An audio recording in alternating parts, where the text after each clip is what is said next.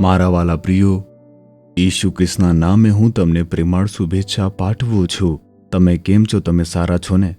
શું તમે આજે સવારે ઈસુ સાથે વાત કરી છે? તમે પરમેશ્વર સાથે કેટલો સમય બોલ્યા? શું તેમણે તમારી સાથે વાત કરી? દરરોજ પ્રભુ સાથે બોલવું એ પ્રાર્થના કહેવાય છે ને? પરમેશ્વર આપણી સાથે રોજ વાત કરે છે બાઇબલ વાંચન દ્વારા. જો તમે આને નિયમિતપણે અનુસરો તો તમે હંમેશા ખૂબ જ આનંદથી અને ખૂબ જ ખુશીથી જીવી શકો છો. સારું, આ દિવસે પણ કંઈક કાર્ય તમારા અંતરાત્માને સતાવી રહ્યું છે. કોઈ પણ ભૂલ તમારા મનની શાંતિને અથવા તો તમારા આનંદને બગાડી રહી છે. તમે કહેતા રહો છો, ઓ મેં આ ભૂલ કરી છે, મેં આ ભૂલ કરી છે, મારે તે કરવું જોઈતું ન હતું, ભૂલ છે, મેં આવું વર્તન કર્યું હતું. આવી રીતે કોઈ બાબત તમારા મનને પરેશાન કરી રહી છે, સમસ્યા છે. તમારામાંથી કેટલાક કહેશે, મારા પાપો ક્યારે માફ નહીં થાય. કોઈક રીતે પ્રભુનું વચન દિલાસો આપે છે, પરંતુ મારા જીવન માટે કોઈ પણ ક્ષમા નથી, મેં મોટું પાપ કર્યું છે. શું આવી રીતે તમે ખૂબ જ પ્રભાવિત થઈ રહ્યા છો? મારા વાલા પ્રિયો, મારા પુત્ર અને મારી પુત્રી, પરમેશ્વર આજે તમને કંઈક કહેવા માંગે છે. યશાયા 1 અધ્યાય તેની 18મી કલમ. પ્રભુ કહી રહ્યા છે, તમારા પાપ જો કે લાલ જેવા હોય તો પણ તેઓ હિમ સરખા સુવેત થશે. હિમ સરખા સુવેત એટલે કે સ્નો, જોયો છે ને બરફ? તે કેવું હોય છે? તે એકદમ સફેદ હોય છે અને ચમકદાર હોય છે. એવી જ રીતે તમારું હૃદય સ્વચ્છ અને સફેદ થઈ જશે. જો તે લાલ ચટક જેવું હોય, તે કદાચ પાપને લીધે હોઈ શકે છે, અથવા તો તે કોઈ પાપને લીધે લોહીથી રંગાયેલું હોઈ શકે છે. કોઈ પણ પાપ હશે, આંખો દ્વારા થયેલ પાપ હશે, વિચારોથી થયેલ પાપ હશે, જીભથી થયેલ પાપ હશે. તમે કદાચ કોઈને દુઃખ આપ્યું હશે, વેદના આપી હશે, અને તેથી તમારા અંતરાત્મા પર અસર થઈ હશે. તમારા ઘરે, તમારા કાર્યસ્થળ પર, અથવા જ્યારે તમે અન્ય લોકો સાથે ફરો છો, કેટલાક પાપ થશે. શું તે મારા માટે ક્યારે માફ થશે? મેં તો ઘણી મોટી ભૂલ કરી છે. શું તમે આમ વિચારો છો? પ્રભુ કહી રહ્યા છે, મારા બાળકો, તમારા પાપો તે લાલ ચટક જેવા હોવા છતાં હું તેમને શુદ્ધ કરી નાખીશ. હું તેમને બરફ જેવા બનાવીશ. હું તમારા હૃદયને શુદ્ધ કરીશ અને પાપના જે ડાઘ છે તેને દૂર કરીશ. જો તમારા કપડા પર ડાઘ લાગેલા હોય તો તેને દૂર કરવા માટે ઘણા પ્રવાહી ઉપલબ્ધ છે, અથવા ઘણા સાબુ પણ ઉપલબ્ધ છે. જો તમે તેને ડાઘ પર લગાવશો તો તે દૂર થઈ જશે. કપડાં સંપૂર્ણ બનશે.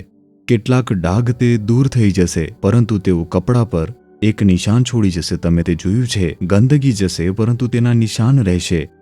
તેવી જ રીતે મારું પાપ દૂર થઈ ગયું છે, પરંતુ હું હજી પણ મારા અંતરાત્મામાં પીડાઈ રહ્યો છું. લાગે છે ત્યાં કોઈ ડાઘ છે. પ્રભુ ઈસુ ખ્રિસ્તનું લોહી, તે આપણને બધા જ પાપોથી શુદ્ધ કરે છે. તે આપણને પવિત્ર કરે છે. કેવળ ઈસુના લોહીમાં જ તે શક્તિ છે. તે આપણા હૃદયમાંથી પાપને દૂર કરે છે અને પાપના ડાઘને પણ દૂર કરે છે. ડાઘનો કોઈ પણ નિશાન રહેશે નહીં. ધારો કે તમે કોઈ સફેદ શર્ટ પહેર્યો છે.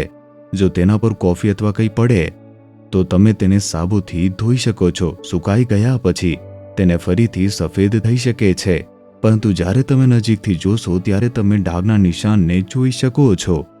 જે ડાઘ છે તે આમ દેખાતા હતા, પણ હવે તેવું નથી. તેમ છતાં નિશાન છે. નિશાન છોડી દીધું. તમારા પાપ તે હદ સુધી ધોઈ નાખશે કે તે નિશાન પણ રહેશે નહીં. તે ઈસુનું લોહી તેટલા હદ સુધી ધોઈ નાખશે. જેમ બરફ કોઈ પણ ગંદકી વિના સફેદ હોય છે, તેવી જ રીતે આપણા પાપને ડાઘને દૂર કરવાની શક્તિ ઈસુના લોહીની અંદર છે. તો પછી શા માટે ડરવું જોઈએ? તેના માટે શું કરવું છે? પૂછો તો એક જ વસ્તુ છે.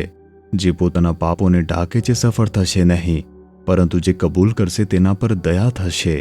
જો તમારા શર્ટ પર ડાઘ છે, તમે તેને છુપાવશો અથવા તમારા પેન્ટની અંદર દબાવીને ક્યાંકથી છુપાવી શકો છો.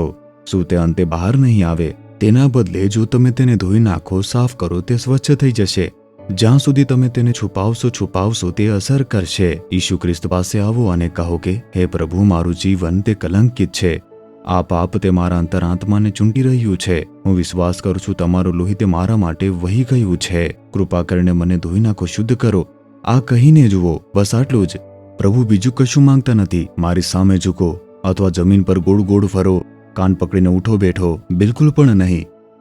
તમે તમારા પાપ કબૂલ કરો, સ્વીકારો તે પૂરતું છે. અત્યારે જ, હમણાં જ તમે કરી શકો છો. ઘૂંટણીએ પડવું જરૂરી નથી. આ જ જગ્યાએ તમે કહો કે ઈશુ, મારા હૃદયને તમારા લોહીથી ધોઈ નાખો, મને મારા પાપોથી ધોઈને શુદ્ધ કરો. તમે હમણાં કહીને જુઓ, તરત જ તમે અનુભવશો કે તેમના લોહીની શક્તિ તમારા પર ઉતરી છે.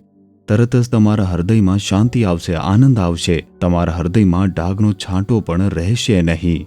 તમે હમણાં જ સંપૂર્ણ રીતે શુદ્ધ થશો. અત્યારે જ શું તમે હૃદય પર હાથ મૂકી પ્રાર્થના કરશો? ઈસુ, મારા જીવનમાં જે પાપ છે, તેના જે ડાઘ છે, તે મને ત્રાસ આપે છે, મારા અંતરાત્માને ચૂંટી કાઢે છે.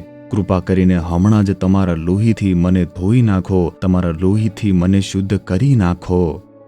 હું બરફ જેવો સફેદ થઈ જઈશ. આવી રીતે તમે કહ્યું છે, તે પ્રમાણે જ તમારા લોહીથી મને પવિત્ર કરી નાખો. મારા પાપોને તમે માફ કરી દો, મને શુદ્ધ કરી નાખો. ઈશુના લોહીની શક્તિ મારા ઉપર ઉતરવા દો. મારા હૃદયને ઈશુના લોહીની શક્તિથી શુદ્ધ થવા દો. મારા જીવનમાં જે પાપ છે તેને દૂર કરી નાખો. પાપના ડાઘને દૂર થવા દો. ઈશુના નામે પ્રાર્થના કરું છું. Amen, amen. Jesus redeems Gujarati YouTube ચેનલને સબસ્ક્રાઇબ કરો. દરેક નવા કાર્યક્રમની માહિતી મેળવવા માટે બેલ આઇકન પર ક્લિક કરો.